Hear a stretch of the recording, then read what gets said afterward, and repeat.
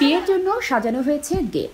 বিয়ে বাড়িতে আসতে শুরু করেছে দাওয়াতি মেহমানরা। কিছু সময়ের মধ্যে বরকে নিয়ে রওনা দেওয়া হবে। এমন সময় সবাইকে অবাক করে হাজির হন বরের প্রথম স্ত্রী। শুরু হয় হুলস্থুল কাণ্ড। বাড়ি থেকে তাড়িয়ে দিতে মারধর করা হয় প্রথম স্ত্রীকে। এ সময় বাড়ি থেকে পালিয়ে যান বর সেজে থাকা আল আমিন।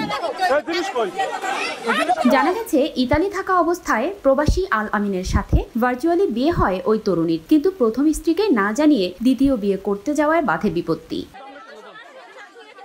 12 জুলাই শুক্রবার দুপুরে এই ঘটনাটি ঘটে মাদারীপুর সদরের শিরখাড়া ইউনিয়নের উত্তর শিরখাড়া গ্রামে। অভিযুক্ত আল আমিন ওই এলাকার মোহাম্মদ আলীর ছেলে।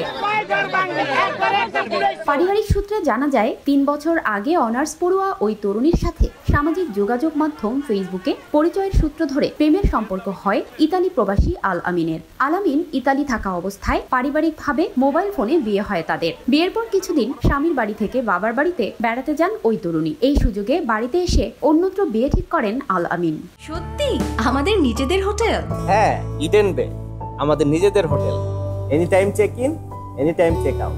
Eden Bay, a concern of Bhaiya Hotels.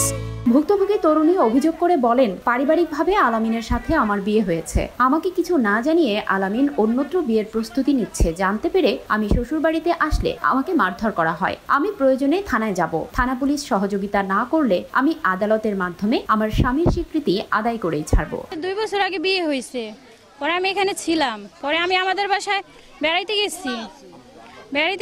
পরে তারা বলতেছে তুমি ওইখানেই থাকো, তোমার এই বাড়িতে আসা লাগবে না এখন। পরে আমি আমাদের বাড়িতেই ছিলাম। পরে আলামিন বলতেছে যে আমাদের বাড়িতে এখন আইসো না, তুমি মাদারীপুর কোনো একটা বাসা নিয়ে থাকো। পরে আমি ওইখানেই ছিলাম। ওইখানে থাকার পর ও আসছে কিছুদিন আগে দেশে, আইসা আমার সাথে দেখা করছে, আমার সাথে ঘুরছে। ওর খালাতো ভাই ছিল সাথে, জিজ্ঞেস করেন ওর খালাতো ভাইরে। কালীর বাজার দেখা করছে রেস্টুরেন্টে বৈশা। ও 3 দিন যাবত কোনো খোঁজ খবর নাই। 3 দিন যাবত কোনো খোঁজ খবর নাই। এখন সে করতেছে। এখন আমি কি খোঁজ খবর নাই কেন, ফোন ধরে না, ফোনে কথা বলে না। পরে আসছি, আইসা দেখি ওর বিয়ে। না আমাদের কোনো ডিভোর্স হয় নাই, না, কলহ চলতেছিল।